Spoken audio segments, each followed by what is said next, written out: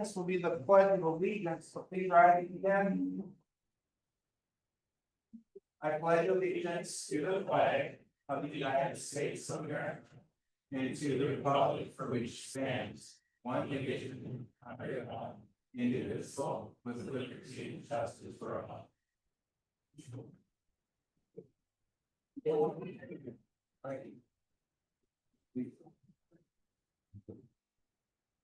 All right, so we're gonna be starting tonight's meeting with our Pillars program, and this is something that was started by my predecessor, and I was very excited to continue this.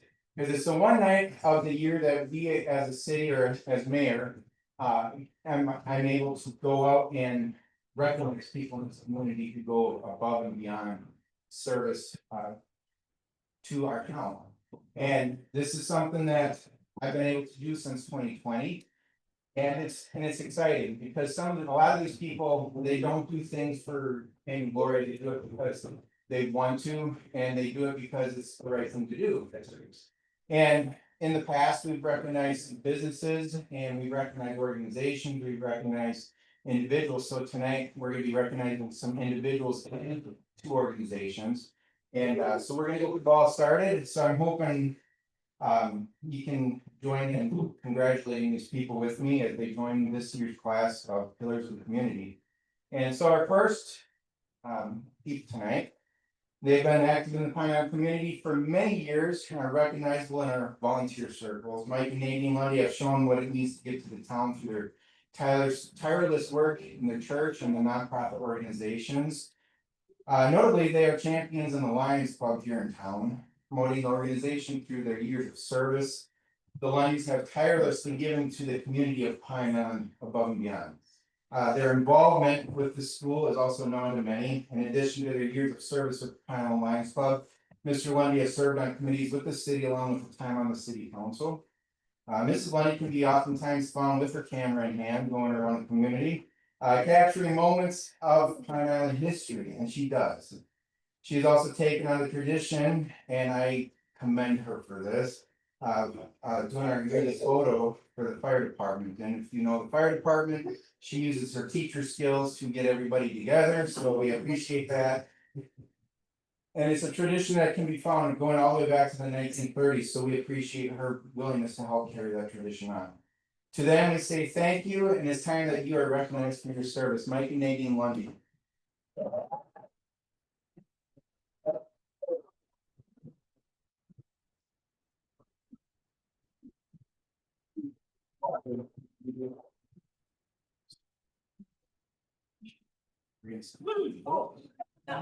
Which one?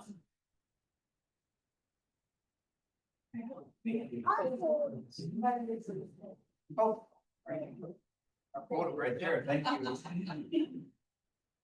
All right, this next one, it's been a few years, his name has come up and I'm excited to be able to do this, not only because he's a member of this community, but he's my father as well. For years, he's been active in both his local church and in his city government. Mr. Grant Fries, my father, has served in many capacities at Cornerstone Baptist Church, formerly known as the Pine Island Baptist Church, through many years of youth leadership, as well as being a Sunday school teacher and a deacon and a treasurer. He has led for many years efforts to raise funds for mission projects in Southeast Asia, and a lot of those projects were done here in Pine Island and surrounding areas. And he has also been very faithful in visiting our elderly in Pine Island, where he can be found engaging them, whether it's in games and conversations or a lot of laughter. And to this day, he has stepped up many times to ensure that someone needing help with errands or visits or resources, that they receive the support that they need to thrive. He has served on the city council for several terms and has continued to serve Pine Island on the Planning and Zoning Board. He has also served with the Pine Island Area Historical Society, ensuring that our local history and identity is preserved for generations to come. Each year, Ms. Fries has led the annual prime rib supper for the fire department. And that's something that each year they look forward to, letting our local firefighters know that they are appreciated for the work in this community. Our next recipient is Mr. Grant Fries.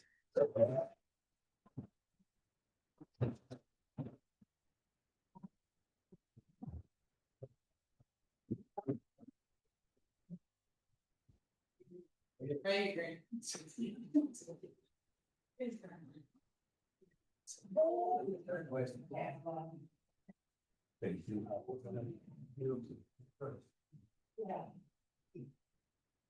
All right, this next one about the cave.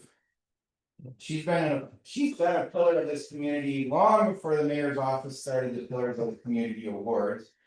Miss Graham Connie Sather has shown community dedication spirit for years, beginning back with her participation as a Pine Island High School cheerleader. Known for her acrobatic abilities, and stories do come down. She's also, she later went on to serve on the Methodist Church, with the Methodist Church Council, leading in decisions and ministry. She was also the face of Swarthout and Sons Plumbing and Heating, working as a bookkeeper for many years, for nearly 65 years actually. To this day, she continues as an active member with the Pine Island Legion Auxiliary. It's an organization that truly drives this community with their work at the Legion. Miss Connie was known for her work with bingo events at Pine Haven Care Center and during Pine Island's annual Cheese Festival. She could be seen for many years organizing and serving the monthly meals for the Pine Island Chamber of Commerce meetings held at the Legion Hall. And she continues to actively participate as the treasurer for the auxiliary. To her, we say thank you. And for her many years of service to Pine Island, and it's finally time she is recognized for her service. Ms. Graham, I say it's for you.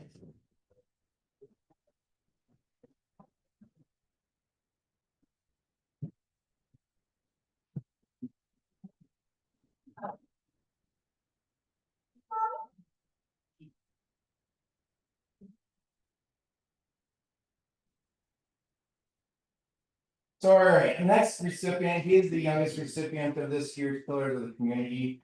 Mr. Evan Goranson has shown a true spirit of community service from a young age. This young man has been willing to help our senior members of Pine Island, whether through lawn care, assisting them with technology, playing games with them, or simply giving them an ear to listen. He has been an active member of the Boy Scouts organization for many years and continues to assist their organization as a leader. He's still teaching and leading the next generation of scouts. He's been an active member of the Pine Island Fire Department, assisting with projects surrounding the age-friendly network.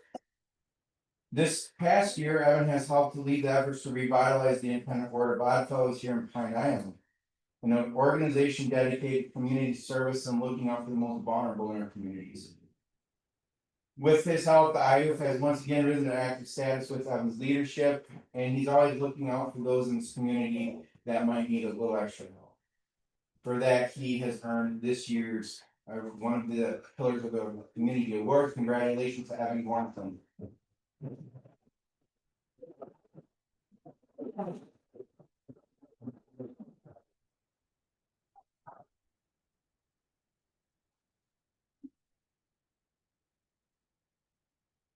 This next one, I was very excited to be able to recognize.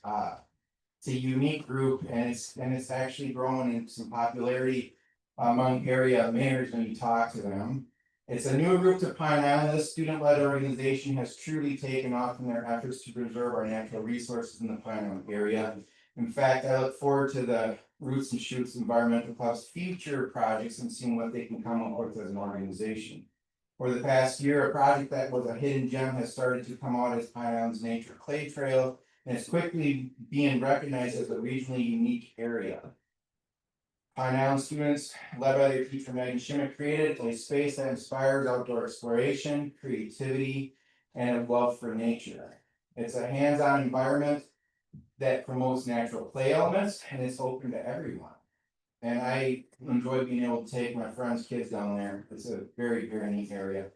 Our school district is preparing young leaders, and I tip my cap to Ms. Schmidt and our students in the Roots and Shoots Club for moving our community in the right direction. A true thank you from our city. Roots and Shoots, you're our next recipient.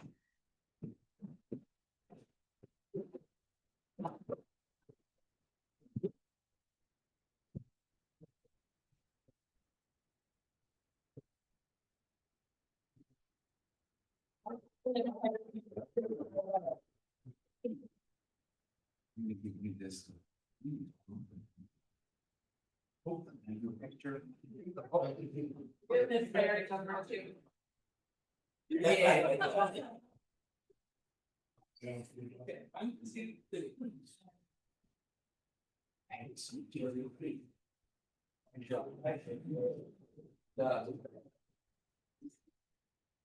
If you haven't been down there, I highly recommend it, and they got some. I'll put a plug in there, they are gonna be doing a new project, I believe, and gonna be looking for some donations, so. Always. That's right, some Tonka toys, I gotta find those somewhere, so. They are a group of servicemen and women that deserve our utmost appreciation, respect, and gratitude.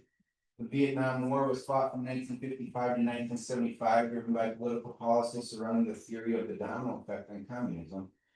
With a little over 8.7 million US combat troops involved in the war, the conflict took the lives of around 1.3 million combatants.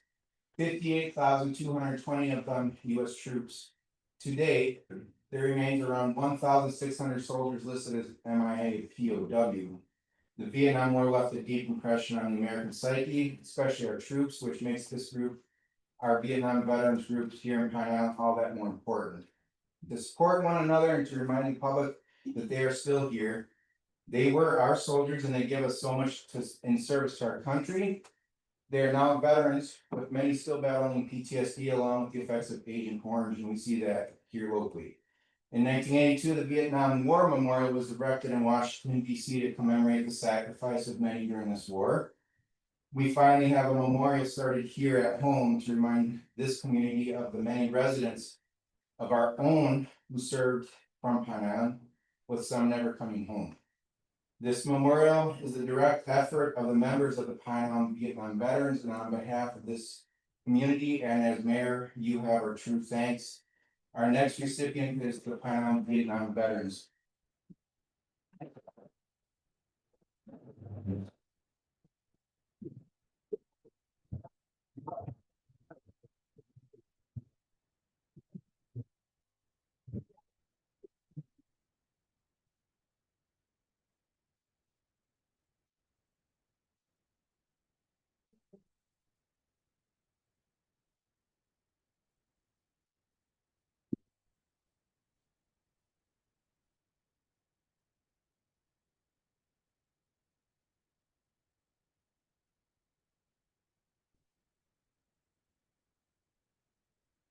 And as a local leader at the Pine Island American Legion, Mr. Parr has promoted the efforts and work of the Legion, ensuring that our military veterans are served and remembered.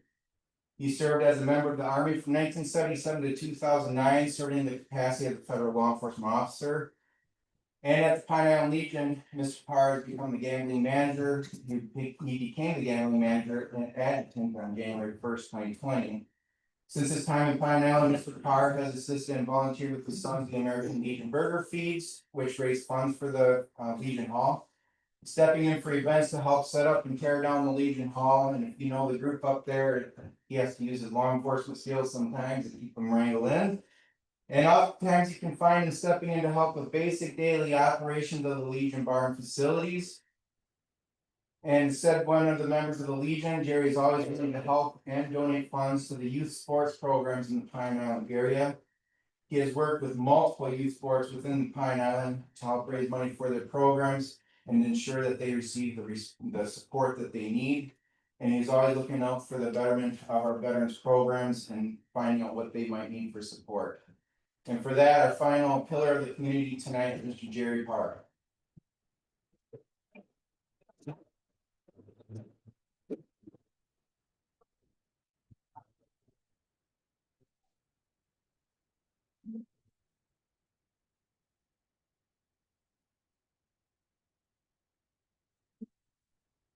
So we had one more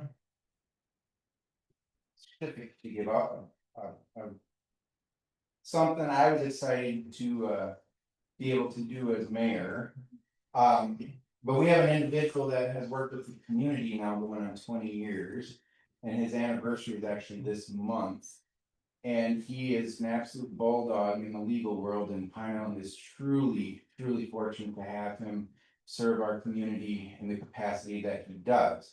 And he was not expecting this tonight, but he is still going to be presented with a certificate on behalf of the city and a true thank you for the work he has done. He has helped us through many trials and tribulations, and he is always, and I can say this from a personal note, he is always looking out for the betterment of this community and protecting Pine Island and its residents.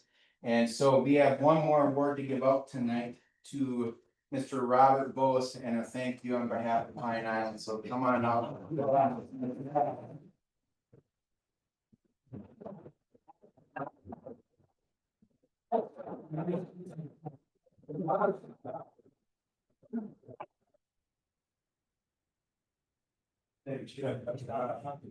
And that concludes our pillars for 2025. So you are more than welcome to stay for council meeting tonight if you'd like, otherwise, if you'd like to take a moment to escape, you're more than welcome to do that as well, so we just have to do some rearranging and we'll get down to business. Congratulations. Thanks so much.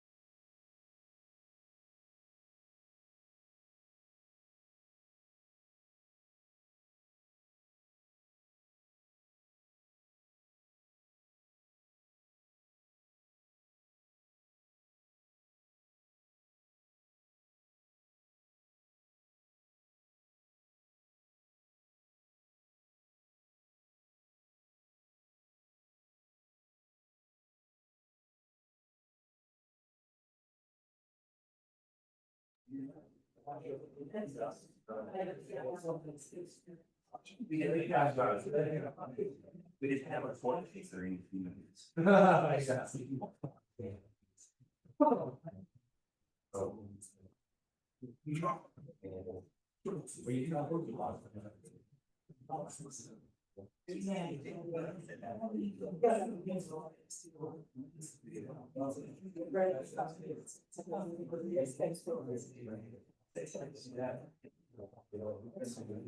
Get the radio, choosing over.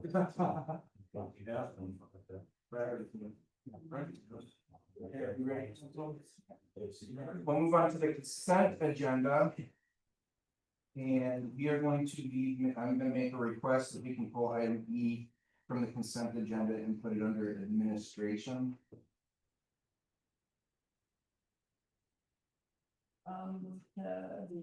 Move E to the administration. I'll second that. Motion and second to move item E, which is a request to approve gross security quotes from consent down to administration. Motion and second, Delana. Aye. Colton. Aye. Vernon. Aye. Brandy and Bailey's. Aye. Thank you. Our consent agenda tonight includes the September 16th, 2025 regular council meeting minutes, October 7th, 2025 council workshop meeting minutes, October 8th, 2025 special council meeting minutes, request to approve the MnDOT co-op agreement amendment, request to approve IEA safety proposal, Pine Island American Legion bingo permit, request for the pumpkin luminary trail at Trailhead Park on October 28th, and a request to approve Bridgeview County prosecution contract. I'll move the consent agenda. I'll second. We have a motion and a second on the consent agenda. Any other discussion? With Delana. Aye. Colton. Aye. Vernon. Aye. Brandy. Aye. And David is aye. And then we are going to move into public input. We have two presenters tonight. Or do we have any written correspondence? The second item on the agenda is actual written correspondence as well, so there's two written correspondence in the packet, and then we have, one individual who has signed for public input. Okay. Mr. Landers? Yes. All right. We'll call Mr. Landers right up. No, Yes, sir. I want to bring my wife along. I understood while I was reading for that. I understood I had 2 minutes. Yes, That's sir. still, Yep. Yes, sir. I can't talk that fast. So I Okay. wrote the speech. And my wife is gonna. Absolutely. Welcome back. Thank you. And we'll give you a 2:30 because the clock's already set for 2:30. Okay. Thank you. Now. Good evening, everyone. I would like to share my perspective on the proposed Pine Island Skyway Data Center project. A major developer has approached our city promising economic benefits that, when examined closely, seem misleading and incomplete. Our residents have raised genuine concerns, yet many have been unfairly accused of spreading misinformation. It is critical that our city leaders listen to these voices, conduct thorough research, and learn from similar situations in other communities. Across the United States, over 4,000 data centers are in various stages of development, yet non-disclosure agreements often keep vital information hidden from local citizens. Before signing any contracts, we must demand a transparent and comprehensive cost-benefit analysis, along with a real impact assessment supported by factual data.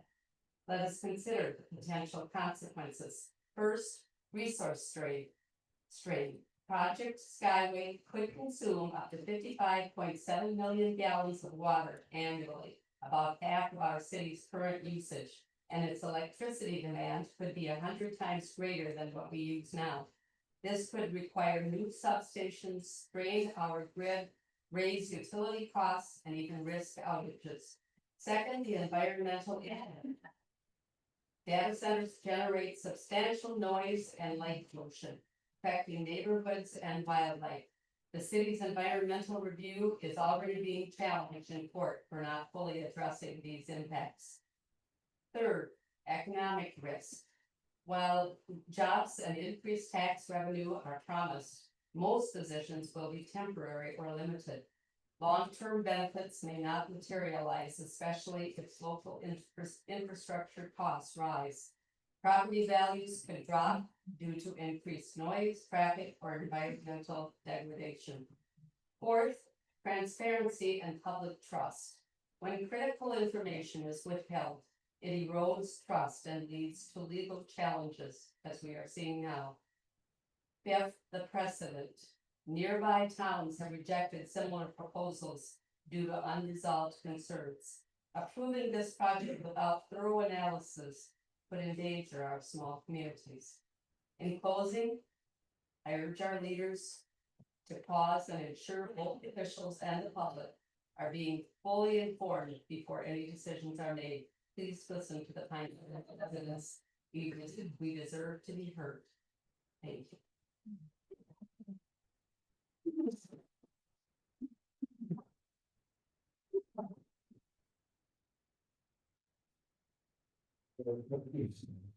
We'll move on to administration. Which item A, we are going to have a request to approve the archaeological assessment for the Trailhead Park grant. Yes. I taking this one? Yes, I can, Mr. Mayor. Well, this is a request to use the grid set for the archaeological assessment for Trailhead Park. This is for the DNR grant that the city was awarded, and so we're looking through the grant contract currently. This is one of the steps that needs to be completed for us to enter into the grant contract. Okay, this will be an action item. Was there a request to approve an archaeological assessment for the Trailhead Park grant? I'll send it. We have a motion and a second. Any questions? Getting one step closer. Getting one park there, so that'll be good. Anyways, Delana. Aye. Holton. Aye. Vernon. Aye. Brandy. Aye. And David will be aye. Which brings us to item B, which is the request to approve the AT&T FirstNet as a wireless provider. This is some good reading. Yes. So this is something we've been working through for a few months. And so currently the city is Verizon Wireless or a wireless cell phone provider. As many know, the Verizon Wireless tower has been continuously going down. Typically that's not a huge deal, except all of our SCADA alarms go to public works cell phones for our treatment plant. So if there's anything wrong with the plant, so if the tower has been going down, then public works aren't receiving those alarms and they don't know that there's an alarm going off at one of the lift stations for the treatment plant. And so I had quite a few conversations with AT&T And we've looked into their FirstNet, which is a service separate from AT&T, but it's run through AT&T, and essentially it's an awarded contract through the federal government, and this is a service that is only for first responders and critical staff, and so our public works department will fall into that. I've also had conversations with the fire department because we do have mobile hotspots and mobile iPads that go in the fire trucks as well. That is on our plan. And the fire department is in full support to switch as well in the event of any kind of incident around Pine Island. The cell phone towers are jam because of people using them. Anyone on the FirstNet network would have priority over regular cell phone users, and so I do think it is critical for our fire department and public works staff to be on that network. In addition, this would open up firefighters to, they would have the option on a personal cell phone plan that would qualify to also be under the FirstNet network if they still shoot on their personal cell phone on non-city issued cell phone. And so the price comparison, currently the city pays between $613 and $614 each month. The quote came in at just under $640, so it is a slight increase each month. However, I feel for the service that we'd be getting with FirstNet would be far superior. FirstNet is made by first responders for first responders. They also offer like mobile hotspots, mobile units. They have trucks that they can dispatch. If we're ever to have an emergency management situation, they can dispatch a truck here to ensure that we have mobile capabilities. Does it require any uniform training? No, so we would, if council chooses to switch, they would be on site. So all staff would qualify for free phones essentially. So how the government plans work is we have free phones, and then we have free upgrades each year. That's how we have it with Verizon as well. And so AT&T staff would be on site to see the changeover, and there'd be no additional cost for the initial cell phones. So, and for the fire department, we are looking instead, so currently through Verizon, we have mobile iPads. What we're looking to go through FirstNet are they're essentially mobile hotspots. But this gives us the capability that they can use, it's not limited to just data enabled iPad. So then we could save money in the future because instead of replacing data enabled iPads, we can use different tablets, and then we would have mobile hotspots that they can just take and put in the truck.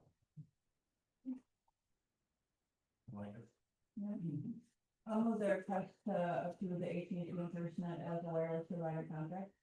I'll second. My motion is second. On request, any other discussion or questions for Elizabeth? Be nice to make sure we have that access when it's needed there, so. Hearing none, Delana. Aye. Holden. Aye. Vernon. Aye. Brandy. Aye. David will be aye. Thank you for your work on that. Which will bring us to item C, which is gonna be, quick update on road security. Quote, there, sorry. Yeah, so the reason I asked to take this out of consent agenda, we discussed this at our work session. This is essentially the phase 2 implementation of implementing cameras throughout our city facilities and our parks and recs area.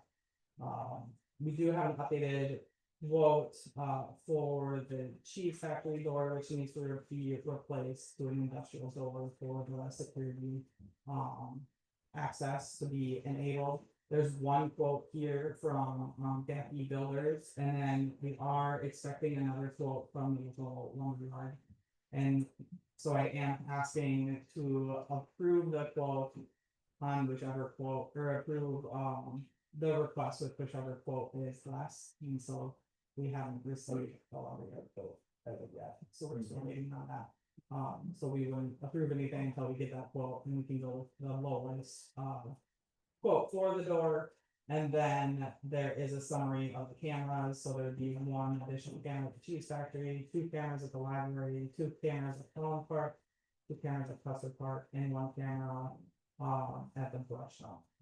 So these are all our high areas of either customer service transaction or. Do we need two separate motions for that? Or No, we can approve it with the as long as that encompasses whichever door for. I'll move, the request to approve the phase two for the cameras and the door approach depending on which one comes in at last. I would like to add that this would be coming out of the unrestricted fund 250, and so those are not taxpayer dollars. Those are funds that the city has received through either land transactions or properties. I'll second that. And motion a second on the quote, including approval for the new door pending, which could come more. Any other questions? Elizabeth, when we get that set for? Hopefully within the next week. But yeah, hopefully by the end of the week. We're hoping to have it here soon. Okay, perfect. Questions, discussion? Hearing none. Would a vote, Delana? Aye. Holton? Aye. Vernon? Aye. Brandy? Aye. And David will be aye, this will be nice. Alright, so thank you. We're gonna jump into planning commission. We have nothing listed under planning commission, so we'll move on to public works and engineering, which is gonna bring up item A, a request to approve Vesco quotes for the wastewater treatment plant barge. Are you bringing this one up? I'll make it.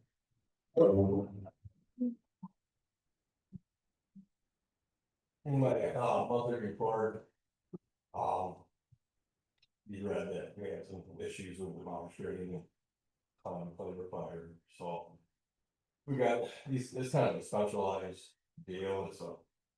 Getting a lot of quotes, it doesn't work, so. The first one's from Vasco for the bar screen. It's a total of $27,798.75, so I just. But for your approval, we can move on to that project, because. It's kind of hodgepodge right now, so. And then the second one is in our bar screen, from Newfeld on Red Wing, for $3,651.30, fix the arm on the bar screen.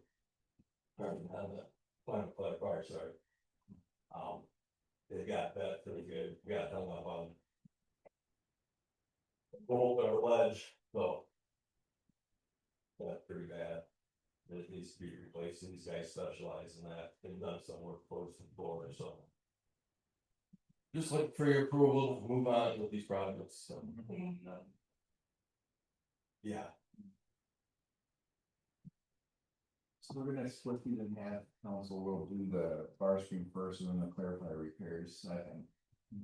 On that one, so the first one's gonna be for that Vesco. And what, Oh, yeah, inside wall, wastewater, yeah. So it's. Yeah, so this would be an unbudgeted purchase, however, it would come from reserve funds essentially, so. Because this is not planned maintenance, and so typically for something this large, we would seek 2 or more quotes, however, because this is a specialized item, we don't have to fulfill other. I'll move the request to approve the Vesco quote from Barcelona. I'll second. Motion is second on the first item, which will be the bar screen. Any other questions? For Todd, and it's pretty straightforward on its needs, so we can keep them running, so. All right, hearing none, Delana. Aye. Colton. Aye. Vernon. Aye. Brandy. David will be aye. And he did introduce us to the need for the clarifier repair, so that arm. With the approval for the Newfeld quote for the firefighter repair. I'll second. Motion is second. Any questions on that part? Hearing none. Delana. Aye. Colton. Aye. Vernon. Aye. Brandy. David will be aye. Thank you. Roll. Phil. Craig, I think you're gonna be next for the public hearing, 2026 street project.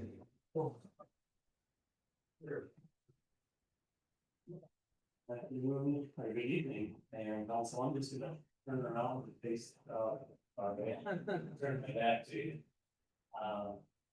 Hello, my name is, Craig Britton, I'm a civil engineer with Woodset, the city engineers for Pine Island. And, so tonight we are holding a public hearing for a possible, 2026 street project, that we're proposing. And, the purpose of tonight's meeting is to run through the project area with you.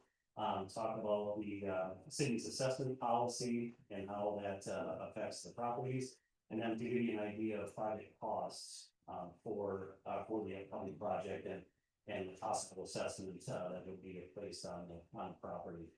So we have a short presentation here for you. I'll try to get through it quickly. One thing, like I mentioned, the purpose of tonight's meeting is more of the costs and the implications of the assessments, but knowing that we have all the room, we want to talk a little bit about the construction process as well.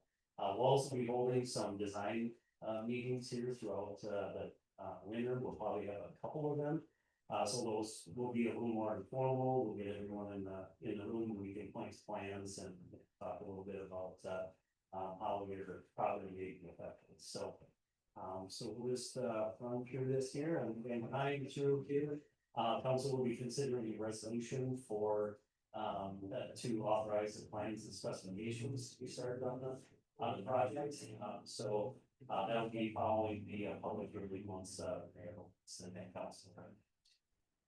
So tonight's agenda, again, we'll just go through the project areas. We'll talk a little bit about the schedule, the reconstruction process in general, what you can expect during the construction time frame, and then talk about costs and the assessments, and then will be the public hearing where we'll gather and we'll go to. So the project areas have been identified. This is an ongoing capital improvement program that the city has been undertaking. So many of you on 3rd Street Southwest and 1st Avenue Southwest have been surrounded by previous projects, but these are a couple of the blocks that are proposed for to be included in the 26 project. Next, we have 2nd Street Southeast, so we're by the Legion in between Main Street and school. And then North Main Street from Center Street up to 2nd Street, so we're by Quick Trip and the park up there. And then Willow Circle Southwest is the other area that's identified. Now, with Main Street and Willow Circle, there are a couple of county projects that are upcoming that are planned. So that's another reason why these were included in the project area. So Olmsted County is planning the replacement of the County 3 bridge here in 26. So it'll be this upcoming summer. And this area does not currently have sewer and water service to it. So we look to extend the sewer and water services from 1st Avenue Southwest down 8th Street and then south on County 3 into Willow Circle. And then with 8th Street, the Ocean County Public Works is planning the reconstruction. Well, it's more of a resurfacing project on Main Street where they would have a traffic circle on County 11.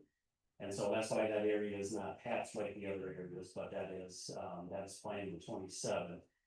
So the thought is for us to replace the sewer and water before they get there. We can put the surfacing down and then we can finish up the work in 27. Okay, so the special assessment process is outlined in Minnesota State Statute Chapter 429, and so we follow the process that they outline there. This is the initial hearing that we'll have on the assessments, and then we'll also have a final hearing when the majority of the construction has been completed, if the council decides to move forward with the project. So again, we're very early in the process. We have completed the feasibility study. That's where we outlined, we identified the project areas and then put estimated costs to that project, and then an estimated amount of assessments for the properties. So tonight we're holding a hearing, so we're there, the council decides to move forward with it and pass it as a resolution, then we'll be moving into design. And then, looking at, possible construction for 26. That'd be finished up in 27, and then the final hearing would be at the end of next year, so probably in October of next year. And then the project close out, that following year. So this would be a proposed reconstruction project, and which would mean that we would replace all of the surfacing items, so curb and gutter if you have it. Bituminous pavement, sidewalks, driveways, all of that would be replaced. And we'd also be replacing the underground utilities, so sanitary sewer, water main, storm sewer. And we'd be running new services out from the main lines in the street to the right of way lines. And then we'd be restoring the disturbed areas with turf establishment, seed or likely sod.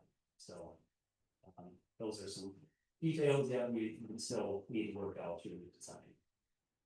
So with the reconstruction process, we start with the removals, but before any of that happens, the mailboxes would be put into a cluster of mailboxes, moved to the end of the street, so they'd be out in the mail various ways. So mail delivery will be to mailbox such as that. And then the garbage is something that used to be a little bit of a challenge during reconstruction projects. But their contractor will identify some areas where you can bring dumpsters if you're not able to bring them down there, or your trash cans, then they will help move those for you as well. They'll start with a temporary installation of water lines to your house and connecting those, so that way you have, for the most part, continuous water service throughout the duration of the project. There will be some times where we'll have some interruptions and some scheduled water shutdowns.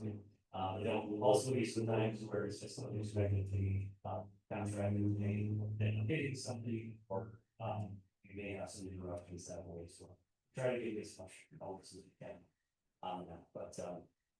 And then they'll start with the underground utilities and the replacement of those. That is a bit of a process. First, they'll come through digging in the sanitary sewer, cover that back up, digging in the water main, cover that back up, and then digging in the storm sewer. And then the services first, and then the storm sewer. So they actually dig in the street 4 different times, which seems like a lot, but that is the only way they can get all of the elevations correct with all the pipes in the street. So.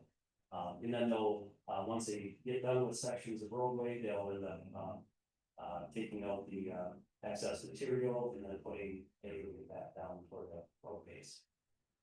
Concrete work will follow with curb gutter, driveways, sidewalks, and then bituminous pavement and seeding or sodding, that can do that. So we have this is just kind of what I guess a diagram over a picture of what the mailboxes look like there when they put that in the grouping at the end of the street. Yeah, we do some picture of the trash cans, I guess. So we'll identify some areas for that, and then the contractor will assist. It's easy. The removal start with tree removals. Now we do try to keep as many trees on the project as we can, and we try to we look at elevations that are how close they are to utilities that may get disturbed. If the root systems are going to be disturbed, they need to come down. So even though it looks like there is a tree that may be behind the sidewalk, it might be right in the line of the utility trench, so you may need to take those out. So we'll identify those and contact you before those come out. But again, our first attempt is to try to keep those in place. And then the contractors will come in and start removing the surface. That's the photo that's on the right. There'll be some elevation changes. This is down by the sandwich place down there where we have some retaining walls. So we in the design will kind of work that area out and decide if we're going to be able to keep that retaining wall that's in place or need to replace it. So some of those design details like that we'll be talking about that at the upcoming design meetings. These are some pictures of the temporary water lines getting strung. They string this, blue poly line, it's a plastic line. That they connect services to, so again, that's the, mainly, keep your water service throughout the project. These are some trenches for water moving there, the hydrant is going in, you can see they're pretty deep trenches there. And then just some water pipe that's being installed, as well. Storage sewer and sanitary are, shown here, and again, at quite a depth, the sanitary is at, more depth than storm sewer. But each of those again will be dug in separately. Service lines will go in, the green pipe on the left is a sanitary line that goes from the main line again out to the right of way. And then water lines are a 1-inch copper line that gets extended from the main line to the property. The street work starts happening, and so they'll compact the subgrade or the ground before the aggregate is placed. Sometimes they do need to farm that or aerate the areas if it's too wet. So it might look like they're getting close to placing the rock, but then they come back and dig everything up. That's the picture on the left. That just means they're trying to get that area dried up so it can compact and be a safe base for the aggregate. And then concrete work will follow with curb and gutter, and sidewalks. And then finally, the bituminous pavement, we're getting close to the end of construction, and then turf is added. So we tried, or not tried, we've done both. We have seeded, we seeded on the last street project.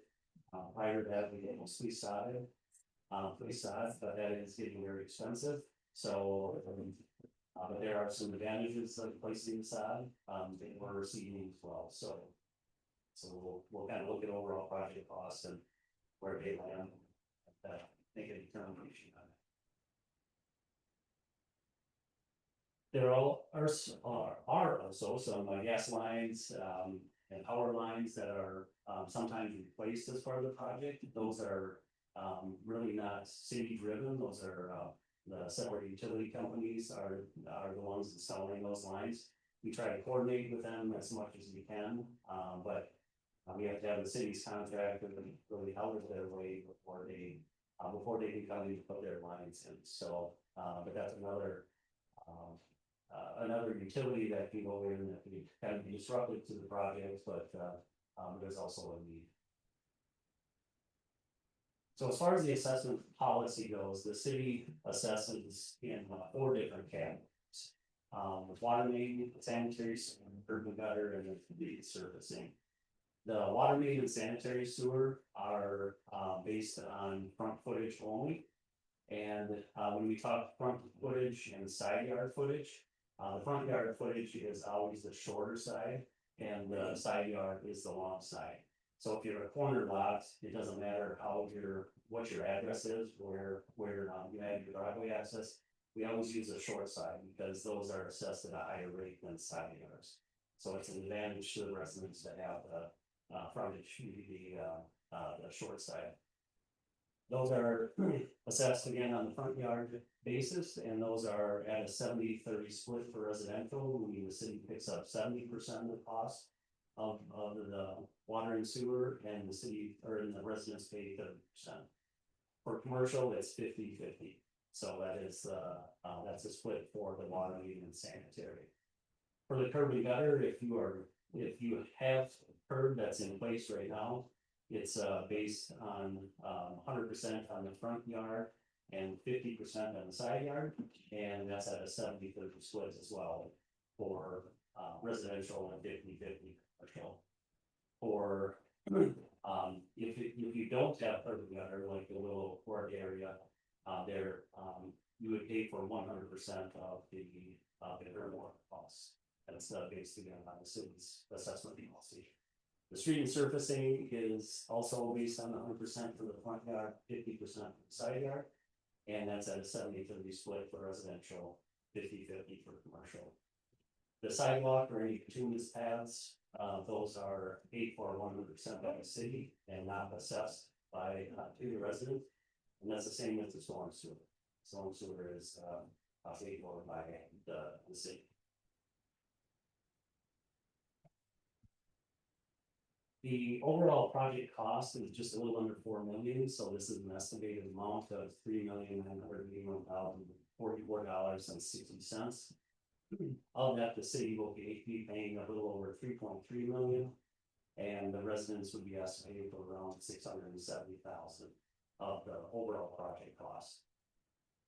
For new curb, the estimated cost for residential is about $225 per foot for the front, and then half of that is 60, well, it's less than half of that because sewer and water is only assessed on the front yard.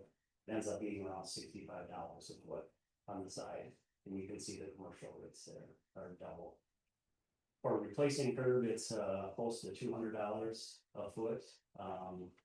That's $198 a foot, and then the side is $51. And then commercial is again like that. So these are estimated amounts. We'll know once we get into design, we get some of the design elements more determined, then we'll be able to come up with a better estimate.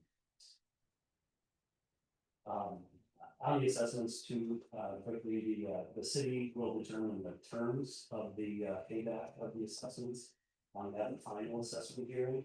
But typically we've done in that 4 to 5.5% range over 15 years. So we've done.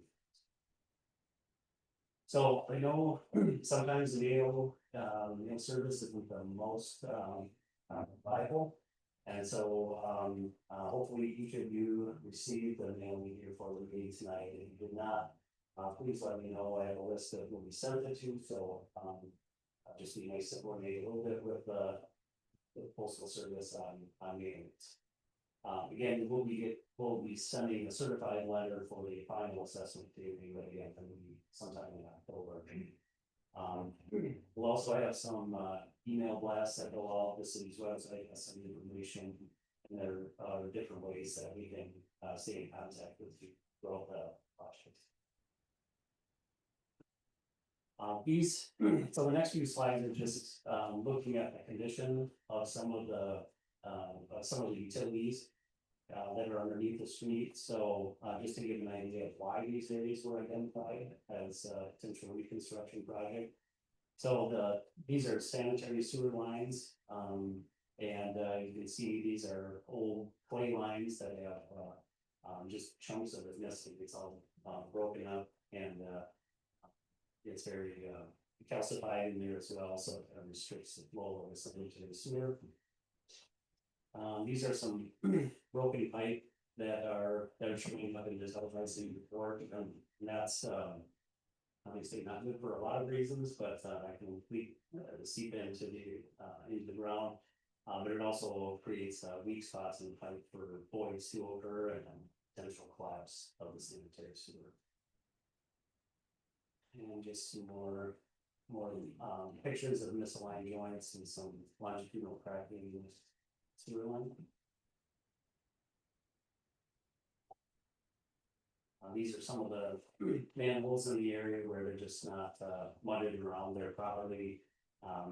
Allows for some inflow and infiltration in the area, especially in the Main Street area. You know, we have a lot of I&I issues there where groundwater is getting into the sanitary sewer system, going to the plants, and that is being treated. And so that's also a big cost for the city.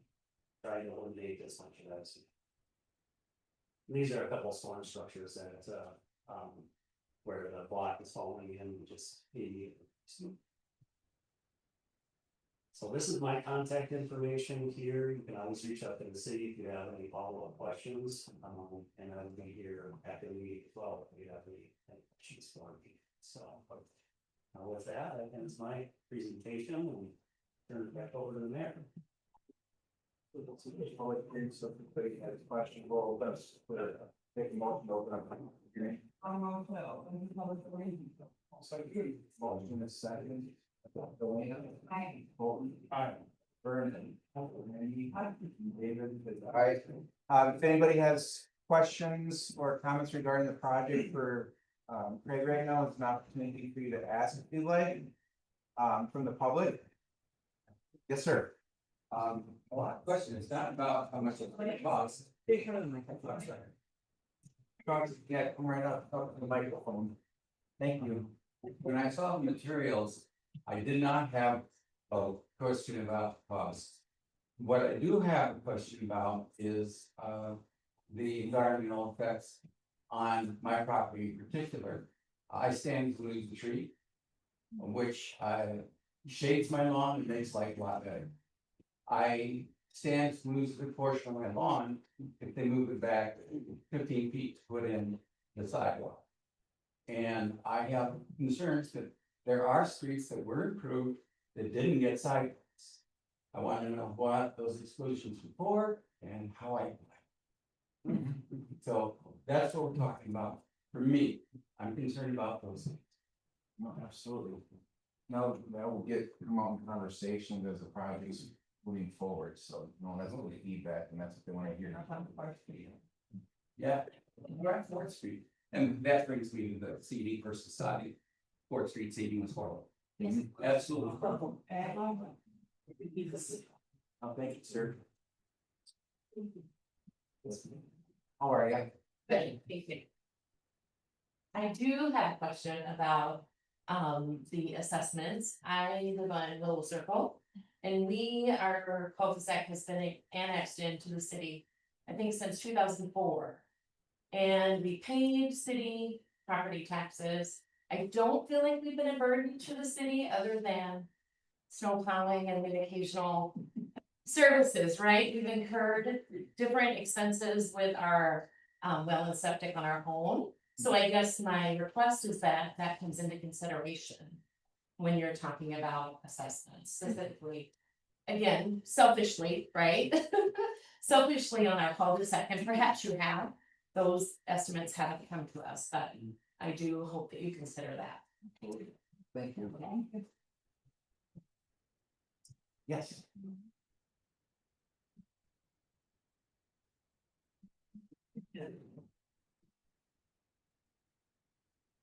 I have a concern.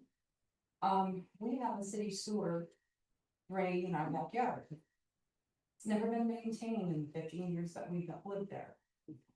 And Brian, you can attest to this. When it rains hard, I have lakefront property in my backyard. And we've been told that this will be taken care of when the streets get taken care of. I wanna make sure that we're not charged for this because we didn't put that sewer line in or whatever line, drain line, whatever it is. And we. I don't mind lakefront property. But I really get tired of all the rain, all the water's out there. Are you over on First Avenue over here, right? Yeah, I'm the one that you never talk, or what's the one that you never talk back to? Right, that one, yeah. Yes. And then the other thing is, we don't wanna lose our front yard just sidewalks either. Thank you.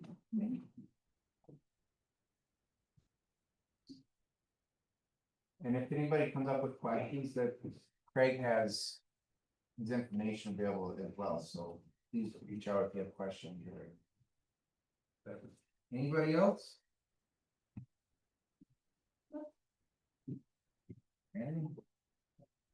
Just a quick question for Lake City versus relining sanitary sewer.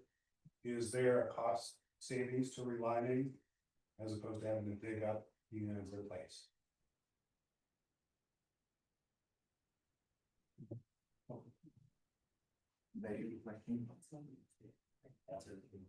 Yeah, absolutely. Yeah, that's a good question. We do get that from time to time. The cost of relighting a sewer like that is comparable to digging it up and replacing it.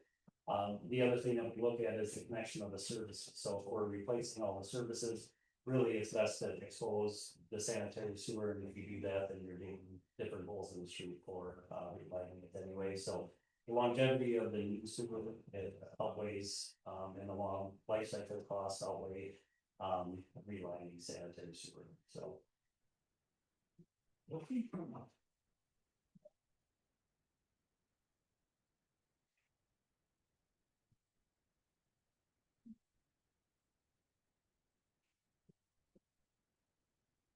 had a question about work that we had done on our property in 2019. We had our sewer line completely replaced up to the street. And would that impact our assessment? Or would they have to pull the whole thing up again? Would be my question. Yeah, we can talk about that. Individually? Yeah. And while I wouldn't be happy to lose my front lawn to a sidewalk, I'd just like to say for safety reasons, we on our street have a lot of children that walk through there. There's a lot of traffic because we're one block from the four-way intersection on Main Street, and so people turn around there. There are no sidewalks on either side of our street. So I thought I understood that the ordinance is to have at least one, if you, on these narrow streets, you would want at least one sidewalk if it were improved, but that would be acceptable. So while I wouldn't want to lose my front yard, I understand that there would be some long-term benefits to having a sidewalk. Thank you. I need one sponsor. There it is. So.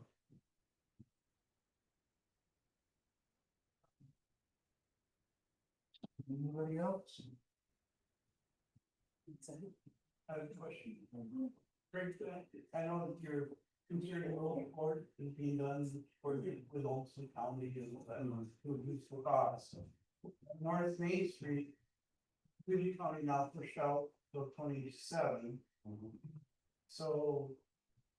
And then does that mean the curb and gutter will all you have to be paid for twice down in that section of First Street down there or 2011, how is that gonna be done? Yeah, we would try to keep as much curb as we could, because it's a wider street there, so we would try to keep as much just in that intersection as we could, so we didn't have to replace it. Or the county would not have to replace it, and then have to be paid for it. So that's not highlighted section then, show the map, would stay as is per se? Yep, yeah, we would try as much as possible. I mean, there might be some overlap in some of the work, but really what we'll do is coordinate with the county and kind of show what our project extents are, and then see if they can match in what we purpose. So it doesn't. I do know there are a couple of storm drains that are around the corner, by Methodist and on the other side. Yeah. So that means you're gonna have to get into that corner to get them redone, and they're, you know, they're questionable shape as they're sinking and stuff, so. Yeah, and again, some of the design detail, but we may, portion of it, we might look at bituminous with that, something like that, just to leave it for the year, and when the county comes back, and Because my concern is having businesses or residents pay twice for curb and gutter, you pay this year, and then next year the county we have to pay again, so. Right. I know we plan to coordinate on 20, next year with the county, and then they moved on us. right, So yeah, that's what I wanted to emphasize that section. yeah, good question, yeah. Right. Thanks. And are we contacting the facility? It will be publicly bid, Okay. so we'll open it up and put the plans out, and Okay. we'll contractor, we'll responsible contractor, we will. Yep.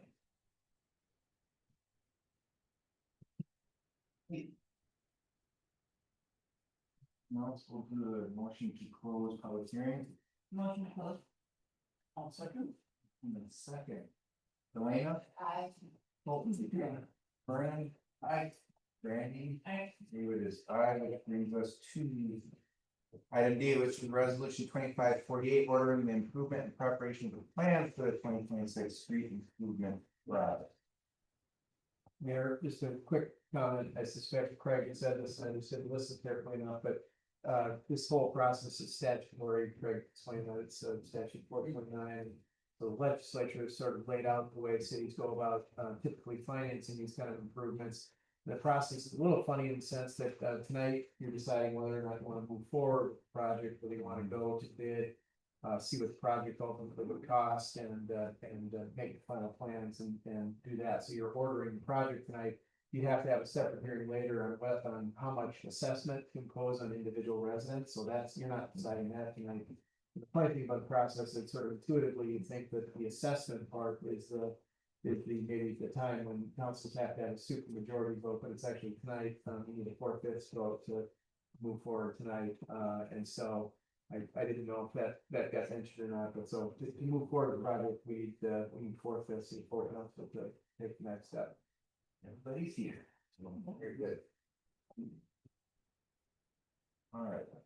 Okay. We just need a resolution to close, right? We already did that. So if we, hearing is closed. We'll move resolution 2548 for the improvement impact for plans to the 2026 street improvement project. Second. Motion and a second on 2548. Thank you, by the way. Delana. Aye. Colton. Aye. Vernon. Aye. Brandy. Aye. David is aye, which brings us to item E, which is the request to approve the final pay request for Wenzel Construction for the 2023 street improvement project. Back up again. Yeah, Mayor and Council, so this is the final pay request that will go to Wenzel, so they had some cleanup items. Again, came back and touched up some of the seating areas. And also this would release some of the retainage that was withheld on the project, so. The amount of the request is $40,576.74. That would start then a 1-year warranty on the project. And it is noted here that the sidewalk, we will replace that one spot in the spring. Yeah, so there was a section of sidewalk on that north side of Second Avenue that we noticed some settlement here earlier this year, later last year. It did settle some more, and so we just want to have it go through another cycle, just to make sure that it doesn't settle anymore. So we'll leave that in the spring. Does that include any cracks like in the general sidewalk? Like that have happened since it's been done? So technically, yes, it does. We walked the sidewalk a year after it was placed, just to make sure that we captured everything. You know, concrete is gonna crack over the years if it's bad enough where it's separating, and then of course take a look at it and could be a potential of a so. We'll move to the final pay request for Wenzel Construction for the 2023 street improvement project. I'll second that. Motion a second to approve the final pay. Any other questions or discussion for Craig? Of project? You look to start. Moving to another one. Delana. Aye. Colton. Vernon. Brandy. Aye. And David Louis, aye. Thank you. Bob, do we have anything for legal tonight? I do very, very briefly, but you can't ask me to speak without me saying thank you for this. I didn't get a real chance to say that. This is a total surprise, and I can't believe it's been 20 years for the cool there. Thanks for pointing that out. As soon as you said that, I jotted down in the last 20 years, some of the bigger things that have happened or almost happened. There have been some things that have been exciting for this community that have almost happened, and it's fun for me to think about that, so I really do appreciate that. And I'll use this to lead into what I just want to report on. I think in that 20 years, we've had relatively little litigation, which has been nice. Obviously, you as the city council and your prior councils have wanted to avoid that. It's money out of the taxpayer's pocket when you have litigation that the city's involved in, so everybody wants to avoid that if that's possible. I think we've been pretty successful in that. What I want to report on, of course, is I think all council is aware, and probably most public is aware, there is now a lawsuit related to the Project Skyway project. And I just want to give you a really quick high level view on how, from the city attorney's perspective, how that goes. The city, like the vast majority of cities in Minnesota, is insured by the League of Minnesota Cities Insurance Trust. As I said, the vast majority of the 860 plus or minus cities in Minnesota are insured through that cooperative organization. Part of the insurance, unlike maybe your some of the insurance policies that we have, part of that insurance is that the league handles litigation, defends the city in litigation, and so appropriately, your staff has passed along, the lawsuit to Lee. Part of their job in ensuring and defending you is that they appoint litigation counsel. And so for a case like this, they would typically not use the city attorney firm. They want to appoint outside counsel, a fresh set of eyes, as they would say, to come in and take a look at that. That has occurred. Elizabeth and I have talked to the league about who they would suggest. They've suggested a firm that is actually representing 3 other cities that have been sued by the same plaintiff, by the same organization, by I'm gonna get this name wrong, but by the Minnesota Center for Environmental Advocacy, which is the plaintiff in this case. They have lawsuits against 3 other cities that are related to data centers.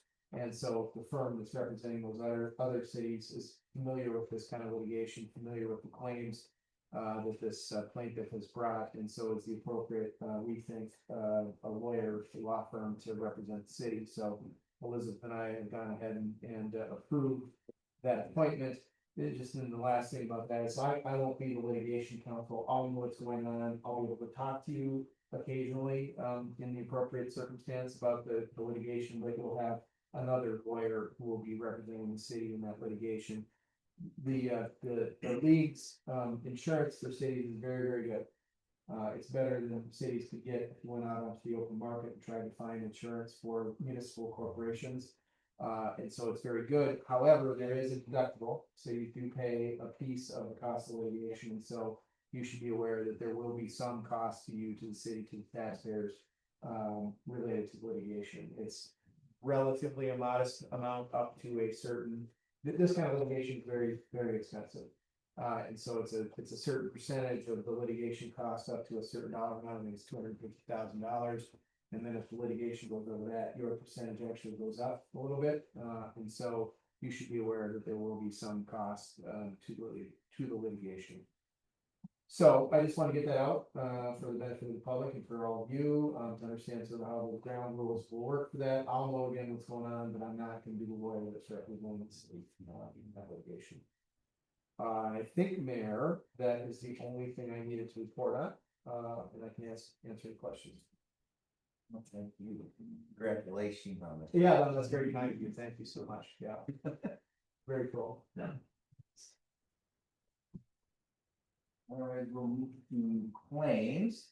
I'm okay. Second, motion second on claims. Lena. Colton. Vernon. Aye. Randy. Aye. David is aye. If you move us into department updates, anything on your end, Elizabeth? No. Keep cracking away downstairs there, so. Library, it's great to go. Welcome back. Had a great time in Albuquerque and I appreciate the ability to go there. Again, I went to conference, national conference for small and rural libraries, and I got a grant that covered all of that, so that was lovely to be able to do. So that's what I do. This month, most of my stuff is in my report. I'm just gonna highlight 3 things. Sip and Spell is back, so anyone who likes to do spelling or likes to drink beer or likes to do both, or just watch people do both. Feel free to come up to Southwest Southeast. The next 2 spelling bees will be on November 13th and December 11th. Sign up start at 5:30 that evening and spelling will start at 6. Otherwise, the programming story time and music and movement is happening on Wednesday mornings. They alternate Wednesdays. I think tomorrow is gonna be a story time, and then the following will be music and movement at 10 o'clock. All are welcome, that's usually centered towards preschool and toddlers. But we've got other people who've been there before too, and that's kind of fun, so we hope to see other people there as well. Otherwise, talking to everyone here, I have an opening on the board coming up after December. So if you want to serve your community, consider serving on our library board. We meet every other month. And a lot of good things are happening there, so thank you very much. I'd like to thank Carol Rizzo. She's been on my board for 9 years. And so she's reached the end of her 3rd term, which is our term limit. But she's gonna continue to serve on the Selco board, so the regional library board. So we're thankful that she's gonna stick around for that, but yeah, she's aged out, as they say. Yeah. I like that term. Yes, any questions? Well, thank you very much. Thank you so much. Public Works. Ready for snow yet? Oh, that's the word.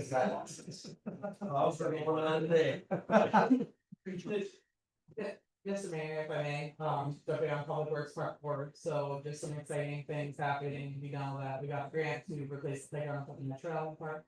The park board has also approved for the playground equipment at Collins Park to be replaced, and we are looking at kind of like an obstacle course, ninja course equipment, so just for something different that we don't have in the park, so that's exciting. There any updates on the dog park stuff? Oh, yes, and the dog park. So the dog park is like 98% complete. Yes, so it's called Pine Island Park Park. And the park board approved the name and we approved the signage, so we were just waiting for the signage to come in. Oh, the sign came in today, so hopefully by the weekend, we will be able to open up, we have approvals from the insurance company and everything like that, so everything is good to go, we can post online and that type of thing.